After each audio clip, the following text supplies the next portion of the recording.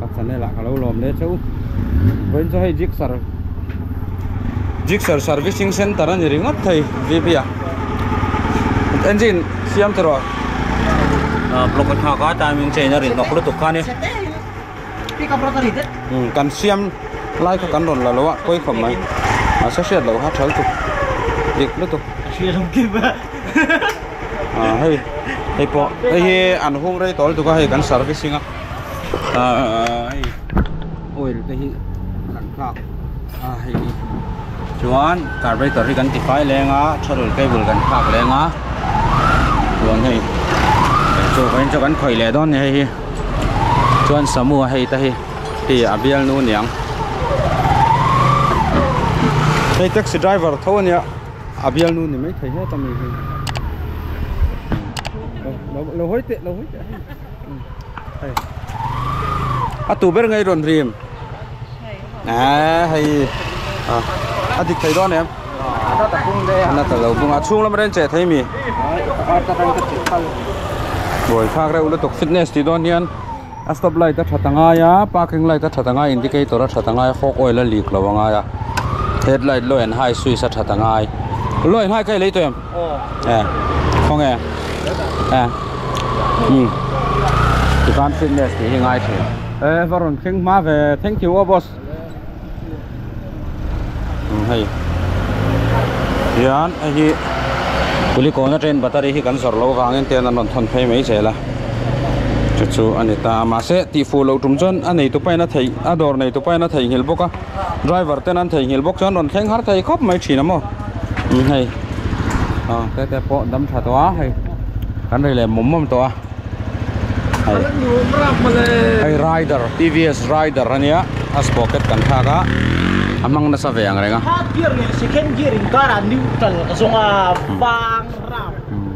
alan nu na van don chu zong hilom lo zon ang vel ni chu paisa ka saka ka peto chem ba ka test dei kan di to lo PS4 hemi 01 en na tang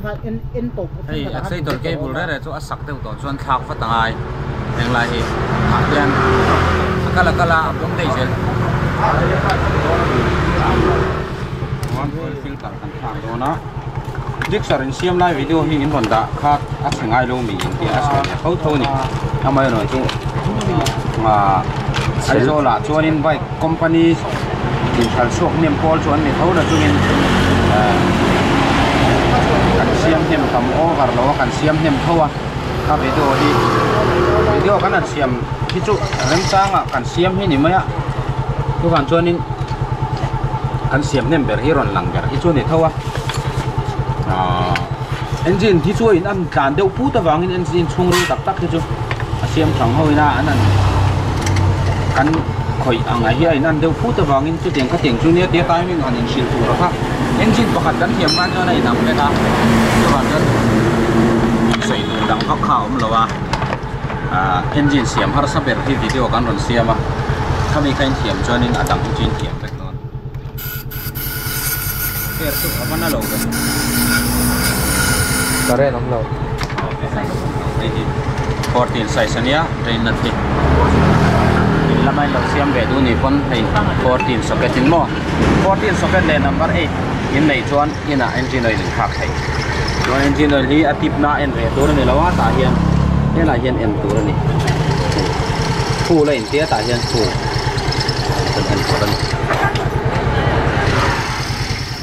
engine hi asat la ya engine oil khak hi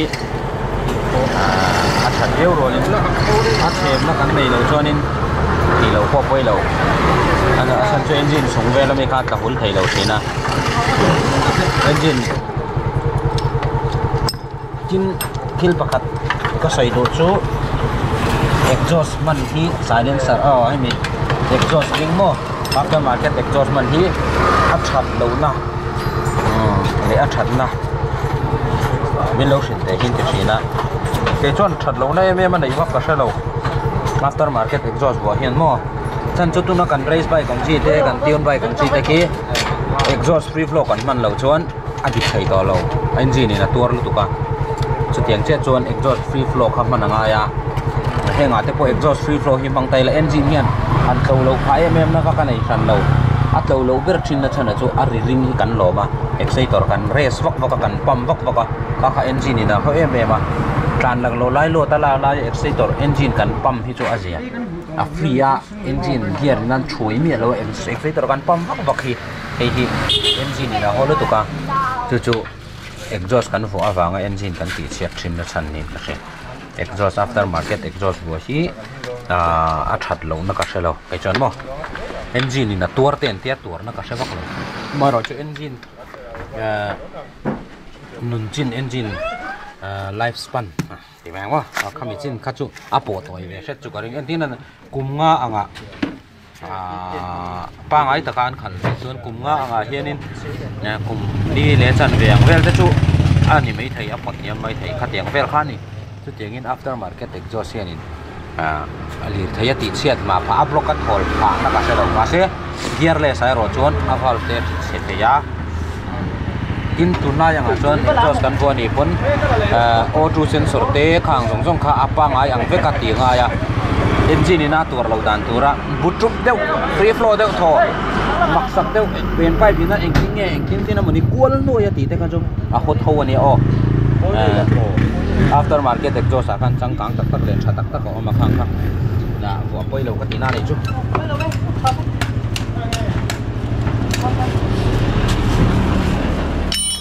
konge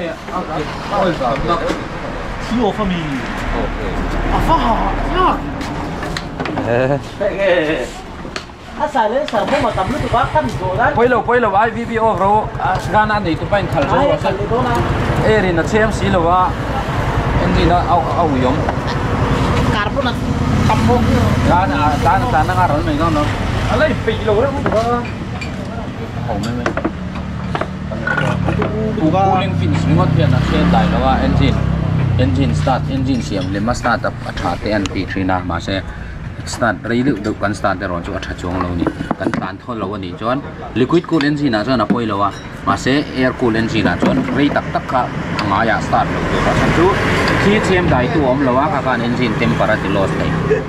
chu kan sei le ni chum an carburetor hi a chung hi ange anang o chung hi an hung rei to sia an hong ve pham si manga chuan engine hi rei tak kan da don chuanin tam tak inan sei da na chuanin engine oil rein hi tha em tia engine oil mi lo da te tha tia chu ti ro le chuan engine oil kan da khan foi parasia ma tui hu kha vi petrol of lock vat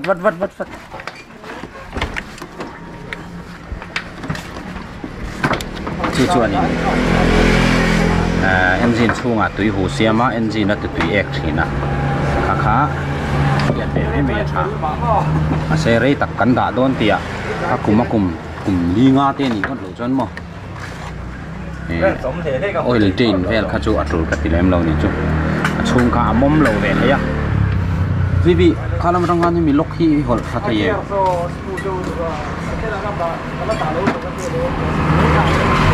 smooth ra agia smooth lu tu ka thina chem jong kon alo in thak de ya lo tir ngai lo mai lo tir so si zan 125 for you 125 azun apot kon chak ru tlak engine tun lai engine ta chu te pianga chakalom ka comment channel comment han a te pianga chak anon ten ron nuya tu man lai shalo khan jon ron chang ve ru wak lo me ro man lai engine lian pui kan down thin kha tiang ho ai khan tun lai engine te ho hi a chak ka ti na chan lom je chu truck engine kan down thina engine khan lian thei ni ma se tunan chon khang khan ron ti pe vek to pe in man lai engine ai chak khan ron siam to ni chumi ka sei na ki zo ka chu nia se thiam pha le lawang mo ri le to ya presbyterian centenary lom no piang ho ka chuan in se thiam pha laถ้ามี SF4 ให้ดูได้ตลอดBS4 มีสีค่ะตัวนั้น new model design ที่เราชวนมันนะถ้า BS6 มันอาจจะเหลียว คุณครูนี่อาชันกันตีจวน anh hi tùy té air filter vàng ten vàng té mò mà sẽ cần chú phải yên ai cần thì phải ngã bác số cần thì phải là vàng thế tại vì tùy chùm về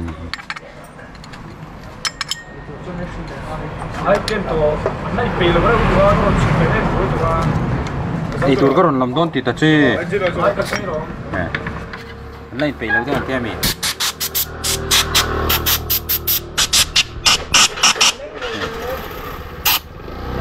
scooty hậu kha achak thei lo phur rin ron ti thin na chan kha chu he mi carburetor diaphragm hi chho thei lo wang ani tia chho pop ani a chho thei lo thina chu chu modify mo thla ka mo ngai thin re ya hian om du bi ka re si ani mo re ya hian carburetor diaphragm chia kha om du bi ka chu chu re new model BS6 atang carburetor mang chong lo nia all model hawa khan a che du bi ka ni chuan grazia hi a gear zai du em so taxi ho boy na ani ta chuan excess hi slow running a boy du em ma chu taxi ho boy na ni le a se kan ka assault ke al sai lo le te ma hi boy lo tak tak hi om lo wa su sen na tu rom ve del a tha full feel thak hi awang ve tho siam thei lo ko om lo wa siam thei lo tak tak ko om lo wa apa ta om chuan na se Honda hi apat thal chuan har sat deuh thina wang hin engine part thal chuan har sat deuh thina wang hian engine hi kan khoi pe lu tuk lo wa an ron le ro chuan kan khoi ve tho ni kan khoi pe lo ti khai kan khoi pe lo na thala chu a spare part le tu rom lo khan chuan hun dang ami changai thina rei tak tak kha workshop pa om no kangai thina chu kan pe lo ni ber ni yang dor ji ma chen mo dor ke sau na chuanin tang ke ta chu kan la set thei tura nga yang spare part po ngam mo chen chu kan nei ve to ania te chu rice ek top ania rice ek top ku tam chu rice chana top ani ni chau ye sak nang rice ek top ei heti hi kan ni da uri mai staff sumo two sister staff chao kanan ei khom mai pui mi ta kan ni đòn này thu teka ăn lần nuôi thầy khăm mặc khi cái tiền là mặt đất nét ẩm sao sao để hôm nay tôi sẽ cắt vào cho phải để bóc vào được xa liền mà sẽ xa cả mà là tấu dễ xia đâu mông chụp cái tầm hấp tục xa thì nó đúng không mông rồi cái này là cho nên vọc sả rép đấy vọc sả rép lẹ mò vọc sả rép lẹ Kelsa, Kelsa, ina kan siam bang, di mana ini kan siam bang. Sak ledo lah itu lah. Siam. Ini saka ini ronti. Semua, semua orang. Hai, kasihan pani. BD zira jauh tu, zir le tu na, zir cer main ini tu. Selfie tu nấu lâu về không bara khai nun nang vel này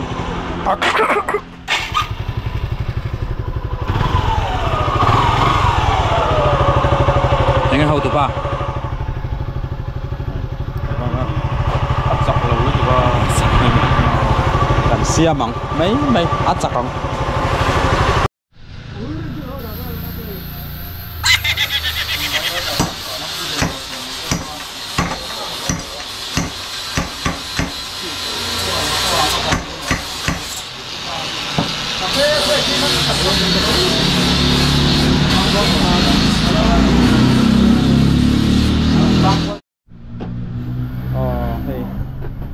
Kan voin chu Suzuki de ya ni ringut me kan zo fel thokata ma se hei Suzuki pakhati la chamba nga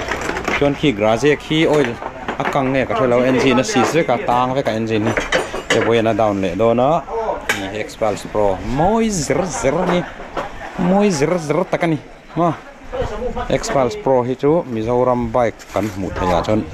amman ne na te khin chon in thu berani korpo lu khuingam khi ta khi jig sar pakhat anei tu ten an laron lam do na ei te ten ta peta adjust ve a hair slip ve kan ti chu ka hlau khop 我平时当做。好嘞，有，哎，哎hi，ส่วนเตอารอนไฟฟิส่วนเตกันสู้ต่อตรออ๋อคุณอ๋อฉะนั้นอันนี้พวกคลินิกละมาละป่วยเนี่ยนิวโรอะดิวตีอะดาร์สรีดารุกันเนี่ยละมาชวนให้เซส โดนเทหมดเลย เซสเฮียมาละมาละตุกอินข้องจานะนี่ละว่าจานี่จุกันตายโดนนี่ชักไหมอะจวนทิลประคัดก็สวยเตลเลดูจูให้สเตปปาร์มอเตอร์ฮิตาเฮียนอาวิร์ตูระค่ะอันซาร์ชีนะให้ฮิตีมีอะไรตัวนี้อันกันซาร์ขันจวน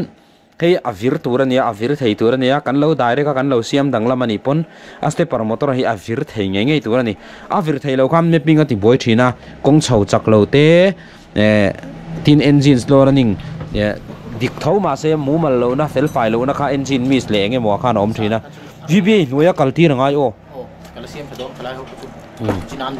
ไอ้มากระกิที่เฮียนกันเสียมชัดสังเกตติดติดิกไทยแล้วนี่อันนั้นก็หัวอีปุ่มปุ๊บในเฮียอินเจคตัวนี้ให้คาร์บอนตัวนี้เราคาร์บอนตัวนี้นนติดชีนะอัดชัดบอดี้นี่จวนให้เซนเซอร์ช่างออกมาเฮงเฮียปุ่ยมวยมาเซนซิทีฟพวกรีสจีนี่เรานี่รีสักหอยจีนี่เราตั้มตะกินนั้นเรารีสักชีนะให้สังลีเลติมันนี่อัตโตเสียจวนทิลรีสป่วยเราจีเฮียมาทิลรีสป่วยจีเฮียพวกจวนนินทิลรีสจวนนินมีป่วยสามีฮาร์สตะกันทอชดค่ะกันตีรีรัลฟักเทียจวนนินเทียรามจวนรีสทิลอินเสียมสักฟักกังซีแต่ฮิตีเราว่าช้ากันสวยเตลดัวจวนให้ excess engine oil ชากันในตัว excess original จวนอีเดมิตซูมิโซรามา oil synthetic oil ชาเปิร์จีค่ะกันกอลเตลบกตัวนิสาน oil กันกอลเตลบกะ oil เฮียมันต้มเลมันเต้ากันกอละมันต้มสีชาสีมันเต้าสีเต้า over สีเราโม่ขัดเตียงค่ะกันกอละนี่ oil จุอะไรหอลกันกอละนี่จุโม่เต้าสร้างตักค่ะจุลเขรเลมเราว่า race นัดลานเตกันนี่เลมเราชวนจู่อปุยหมอให้สกูตี้ทูวิลเลอร์แท็กซี่สกูตี้เตปอนหาเฉาจ้านะเอนจิเนียร์เตปอนริกูเลอร์หันท่าก็หันตีซุงนะจังเตขันเฉาเวจ้านะอารมณ์คมไหมมาเซอินเชียดขาดหรือตุกันจะโจกันแค่ยังตีข้างเรามาจวนชวนอินเชียดขาดอินเชียดจินจุกันดูจวงเราว่าอินเชียดขาดหรือตุกันชวนจงไงเด้เรามาไม่รอจู่ประเทศนินกันเองขบแต่ฮิจมินเปเซลโดนะทวงเดวินตานะทวงเดวินเซอร์วิสกันดูเบอร์นี่ตีค่ะกันใช้เตลเลดูบอกอ่ะชวนนี่ถึงกันได้ครบที่จุกประเทศเนี่ยมินเปเซลโดนนี่ชวนนี่อินลีร์ไทยเขาเราทวงเซเราท่าเซลีร์ไทยเอนจินเสียริงก็ตอนนี้เราอัดเชียดเจ้าเสียมตัวนี่เราว่าอัดเชียดมาอินอับเบรกละท่าเบรกปัดแค่กังอาเอนจินออยล์มินเราเช็คตีอังจีเตข้างสงขาตีไทยชวนขาเริงก็พวกเขาไก่นี่ตอนชวนไอ้ขบอันนี้เท่าเอนจินอินเสียมบุรชวนไปเสียนแต่ข้าหาวตักชีนะชวนนี่ดิจินะวิดีโอก็สวยตองคันฟิตเนสอินติโดนันนี่ชวนรอนกัลนนเลงไอโลตูรินอาศัยกลาสอมตูรันยาอาโฟกออยล์ลีกตูรันนี่ละว่าอินดิเคเตอร์ให้มีเลฟเฟนไรตัดชัดตูรันนี่ให้ฮิดายเรกตูรันนี่เราอาเบรกไลท์ที่เบรกเมโซงินะเองตูรันนี่พาร์กิ้งไลท์ LED วัวเราตูร์ให้จูออริจินัลนี่ LED นี่ซาnumber plate light เองตูรันนี่บอกว่าเอ็นตก number plate light ขัดขากระหารตัวปะบวยขากตัวปะบอลเตอร์เตะทักตูร์ขานินนุ่งสีจงก็หอนเฟกังไงหาวตักกันนี่จุดอย่างแต่จูอันนี้ชวนชวนี้ฟิตเนสสีโดนขันชวนขาฟิตเนสก็ติดโดนนะเองเงี้ยเช็คง่ายแต่ขรุ่นติวละมั้งอินกัลนนไงเรานะตูร์ขันแกนี่เองคิมกันเราตีสักโดนเจ้านี่จุกันใช้เตลเลดูปกะชวนเองให้สมุนเราให้แต่ให้อินโดนกอกตัวปังฟิตเนสก็ติดโดนอินเตียงนี่จันเราเคลียร์สักโดนเจ้านี่เองวีบีหันใส่ป่วยหมอเดียวคัสตอมเมอร์เตเลsubscriber เตตานะป่วยหมอเดียว problem solve ถ้าเดียวกิจช่วงเรามั้งกันหุ่นสร้างรีนี่ที่ยันกันอันที่นกทินทิลประคัดใส่ดูป่วยหมอเดียวกันไอ้จูโซน่ามินรอนโซอินมีซาเองชันยังรอนที่ท็อปเซตต่อสู้จูมีไบค์ชุกันเนียจูมีลีร์ไทยชุกันเนียจุดยังขัดยังชวนอมชีนะตัลรอนติชินเราทินด็อกเตอร์ฮูปนราลาดำโดยันอินโซตับไงเลยวังเดียวเฮียนราลาจังจู่ยังหันติงดที่ฮาร์เวชินเสียไทยไม่ฮิตจุดตั้มตักขี้อมนัดจุงอิน cho van chon in mol mang deuh deuh khan zona ron siam to lo la IG a temo tin zandar som nulama chon in call to lo turania workshop number hi kan ron da chok thei che pa workshop hian in phone number kan lenga chu jingdar som atanga tlaidar nga thleng abiak theianga abak chu abiak thei don chuang lowa chu tiangang chuan kan ti dona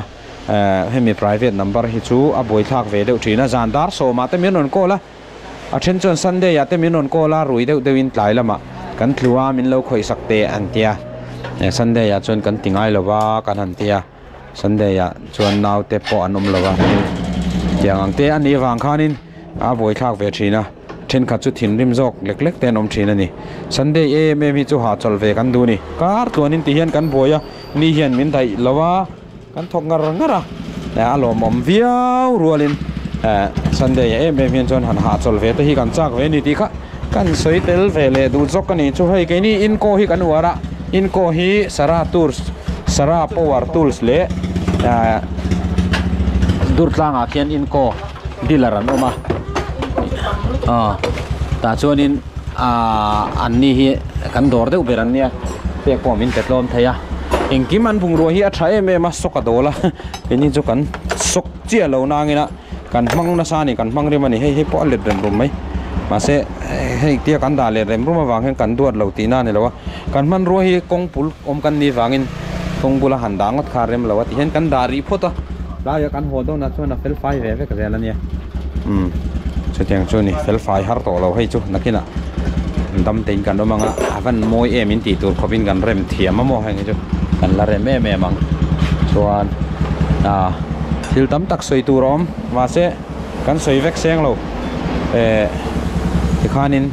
tuntrum video a chuan kan du to kanga fain kan siam po kan tluanga lom tak chuan an la chuak zela tin kan customer ten